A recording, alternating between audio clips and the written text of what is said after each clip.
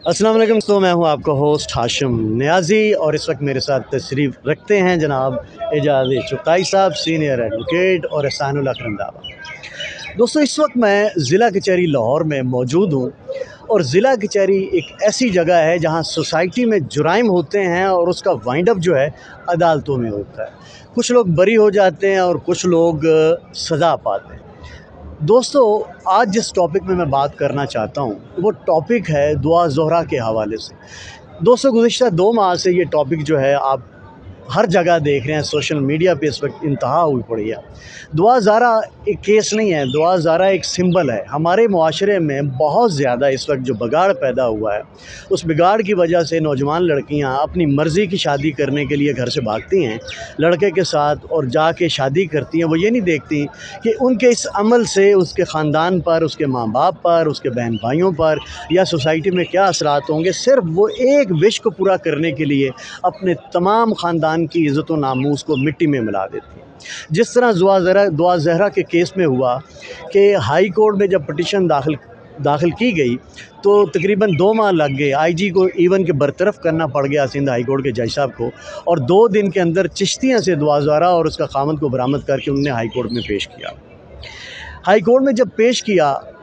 तो जज साहब ने, क्योंकि इनके पेरेंट्स ने ये प्ली ले रखी थी कि लड़की की उम्र हमारे निकाहनामा जब हुआ उसके हिसाब से 14 साल और 17 या 14 माह है, और उसके लिए उन्होंने अपना निकाहनामा जितनी दस्तावेजी एविडेंस थी वो सारी पेश की। लेकिन अफसोस ये है कि अदालत ने इस चीज़ को नहीं देखा। अदालत ने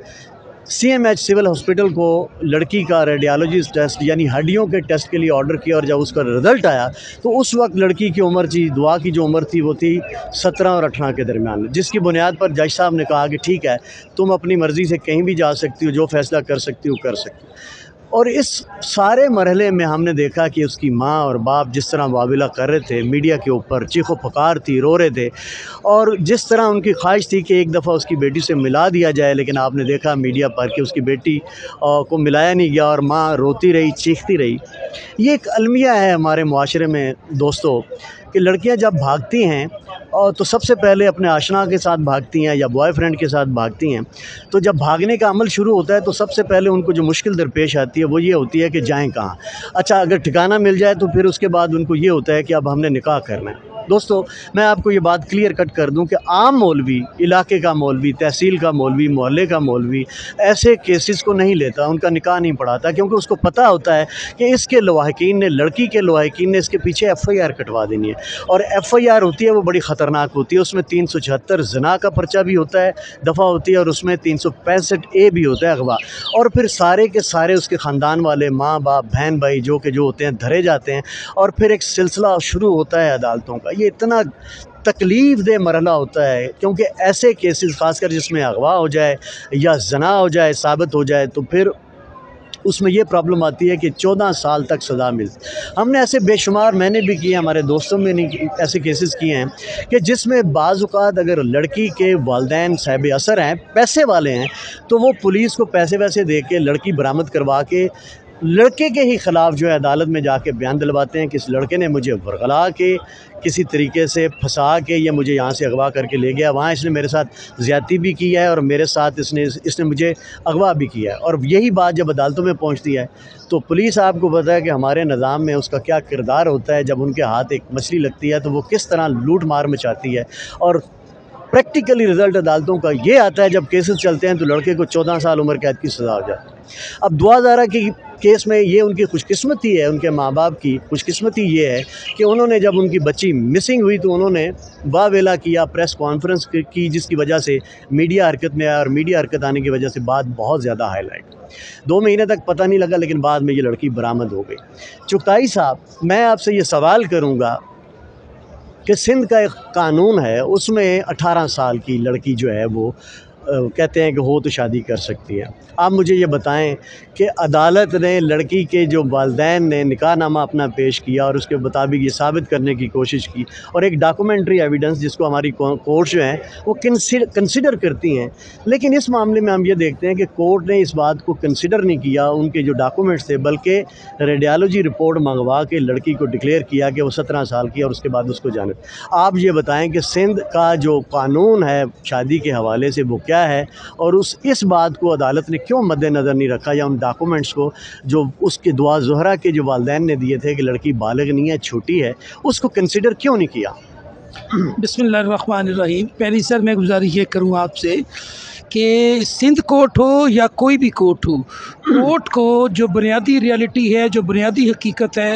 دین اسلام کے حوالے سے، جو انسٹرکشنز ہیں قرآن پاک کی، حدیث کی، ان انسٹرکشنز کو فالو کرنا چاہیے۔ اور یہ بھی قانون میں لکھا ہوا ہے کہ کوئی بھی کورٹ ہوگی تو وہ باؤنڈ بائی لا ہوگی، اور لا جو ہے دیٹ ول بی کیٹیگریکلی کلیئر کہ وہ اسلامک لا ہوگا۔ جب اسلامک لا کو آپ اپلائی کریں گے تو وہ یہ کہتے ہیں کہ عورت کا، بچی کا یہ رائٹ ہے کہ وہ سوئے جیورس ہے، وہ پیبرٹل ہو گئی ہے، جو ہی وہ پیبرٹل ہوتی ہے اس کا رائٹ ٹو چوز کریٹ ہو جاتا ہے۔ لیکن عدالتیں اس چیز کو مائنس کر دیتی ہیں کہ ہمارے معاشرے میں یا کسی بھی اسلامی معاشرے میں یہ ضروری ہوتا ہے کہ ولی کے بغیر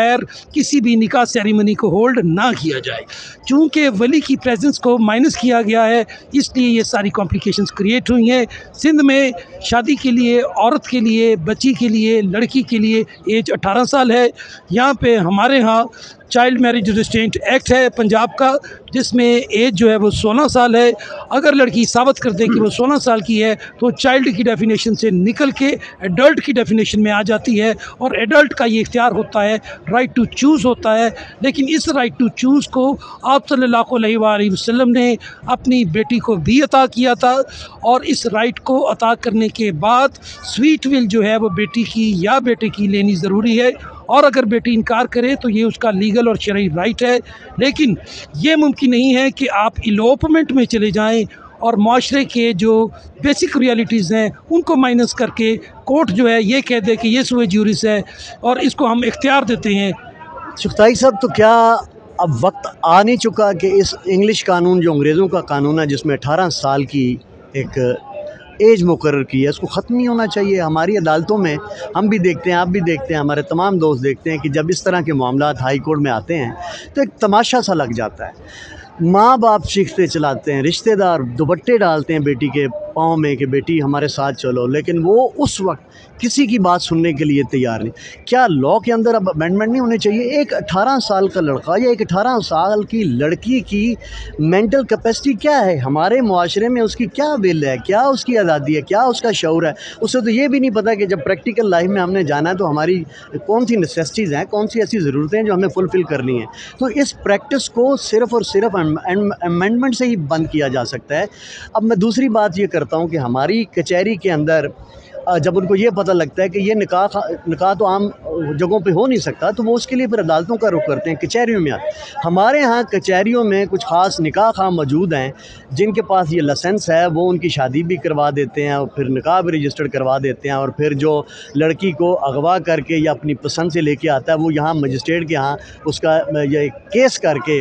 کہ وہ گھر والے مجھے ہراساں کرتے ہیں، اس کے ڈاکومنٹس بھی لے لیتے ہیں، اور اگر ایف آئی آر ہو جائے تو پھر وہ 164 کا بیان بھی یہاں بڑی آسانی کے ساتھ، جس جگہ ہم کھڑے ہیں، یہ پنجاب کی جتنی تحصیلیں ہیں جہاں ڈسٹرکٹ مجسٹریٹس بیٹھتے ہیں، 164 کا بیان کروا دیتے ہیں۔ میرا سوال آپ سے یہ ہے کہ اس پریکٹس کو اب ختم کرنا چاہیے، تو اس کو کیسے ختم کیا جا سکتا ہے کہ معاشرے میں جو بڑھتا ہوا رجحان ہے جو کئی سالوں سے ہمیں نظر آ رہا ہے؟ میرے ہی سامنے سیب سینٹر لاہور ہائی کورٹ کے اسی طرح نوجوان جوڑوں کو، لڑکی کو ان کے بھائیوں نے اینٹیں مار مار کے مار دیا، سرے عام مار دیا، کوئی اس کو بچا نہیں پایا۔ تو آپ سمجھتے ہیں کہ اس وقت ضرورت ہے کوئی ایسا قانون ہو ہمارے کوئی پارلیمنٹوں کے اندر، کوئی امینڈمنٹ آئے کہ 18-20 والا چکر ختم کریں، کوئی ایسا طریقہ اختیار کریں کہ جس سے یہ پریکٹس کم ہو؟ میں یہ سمجھتا ہوں کہ اس کے اوپر فل کورٹ ریفرنس بیٹھنا چاہیے، اور فاضل سپریم کورٹ کو under article 189 under other articles of public importance مفاد عامہ کے تحت اس میٹر کو باقاعدہ ٹیک اپ کر کے انسٹرکشنز، رولز اور گائیڈ لائنز بنانی چاہیے، اور اس میں پیرنٹس کی انپٹ ہونی چاہیے۔ اور جب تک پیرنٹس اپنے بچوں کے ساتھ دوستی کا ماحول کریٹ نہیں کریں گے تب تک بچے بچیاں اسی طرح سے بے راہ روی کا شکار رہیں گے۔ اس کے لیے بہت ضروری ہے کہ ان کا لیول آف فرینڈشپ اور ان کا لیول آف فرینکنس اتنا ہو کہ بچی جو ہے یہ اپنی جو فیلنگ ہے، اپنی جو بات ہے، وہ پراپرلی اپنے پیرنٹس کے ساتھ کر پائے۔ جب تک آپ یہ اسپیس نہیں دیں گے یہ معاملات جو ہیں وہ بڑھتے چلے جائیں۔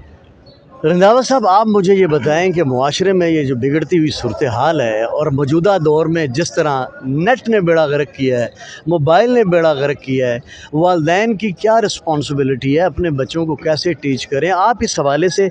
क्या ओपिनियन रखते हैं? बिस्मिल्लाहिर्रहमानिर्रहीम जी, ये एक बहुत अहम इशू है जिस पे आप जो है वो आज बात कर रहे हैं। हम देखते हैं कि ये एक जनरेशन गैप है, जो कि एक जनरेशन गैप जो है वो पड़ चुका है, जिसकी वजह से जो है वो वालिदैन जो हैं वो अपने बच्चों से दूर हैं और बच्चे अपने वालिदैन से दूर हैं। अखलाकियात का तकरीबन जो है वो जनाजा निकल चुका है। लोग जो वालिदैन जो हैं वो अपने बच्चों को वक़्त नहीं दे रहा है और इसी तरह से जो है वो बच्चे भी अपने वालिदैन से दूर हैं। किसी भी मुआशरे के लिए ये बहुत ज़रूरी होता है कि उसमें एक हार्मनी हो, आपस में एक प्यार मोहब्बत हो और एक दूसरों के एहसासात और जज्बात का जो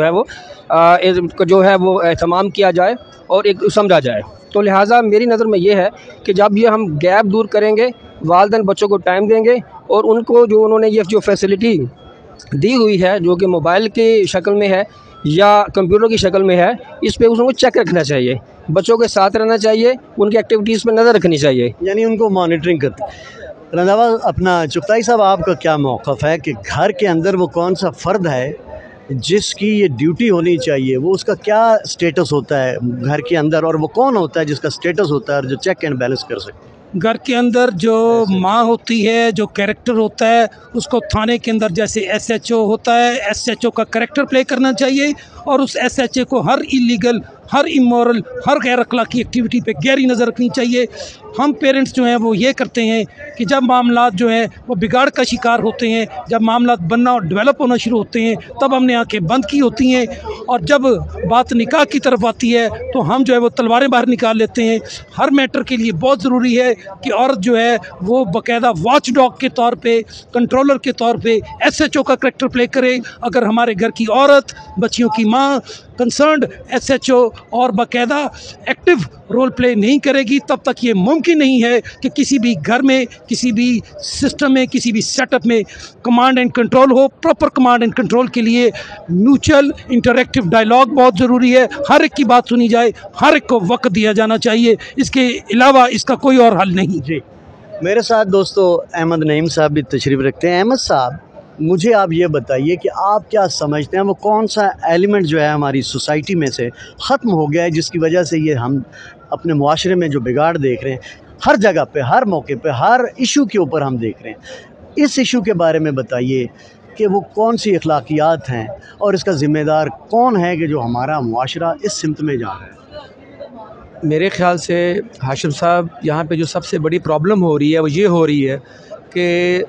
बच्चों को जैसे तालीम दी जाती है स्कूलों में हर तरह के सब्जेक्ट की, उसमें एक सब्जेक्ट ये भी होना चाहिए अखलाकियात के हवाले से कि मुआशरे में हमने शादी से पहले किस तरह रहना है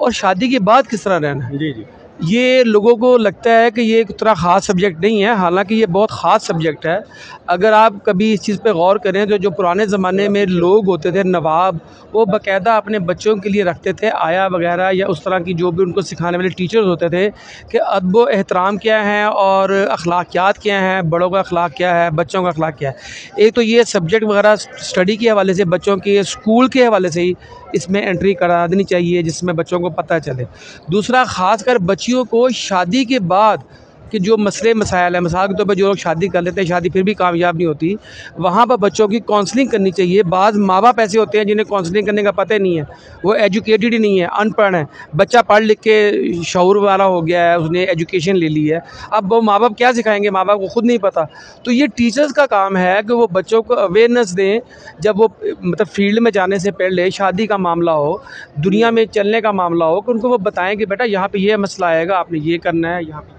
बहुत शुक्रिया एजाज़ चुगताई साहब आपका। और दूसरी बात दोस्तों, मैं आपसे ये कहना चाहता हूँ, लड़की हो या लड़का हो, इस इतना घिनौना एक्शन करने से पहले कुछ चंद चीज़ें ऐसी हैं जो ज़रूरी हैं आपको बताना कि इससे आपका ख़ानदान तबाह हो जाता है। और ऐसी लव मैरिज सारी ज़िंदगी के लिए दोनों ख़ानदानों पर स्टिग्मा होता है, बदनामी का बायस होता है। इससे पूरी ज़िंदगी उस लड़के की, उस लड़के की जान नहीं, इवन कि उनकी आने वाली नस्लों तक उनको ये स्टिग्मा, जो बदनामी का जो दाग है जो उनके सरों पे होता है, वो बर्दाश्त करना पड़ता है। लिहाजा कोशिश करें कि ऐसे मामलात आप ना करें, अपने वालिदैन की बदनामी का बायस ना बने। उनकी रज़ामंदी से जो भी आप एक्शन करते हैं, जो भी आप लाइकनेस करते हैं, वो कोशिश करें कि उनकी रज़ामंदी से हो। Thank you very much.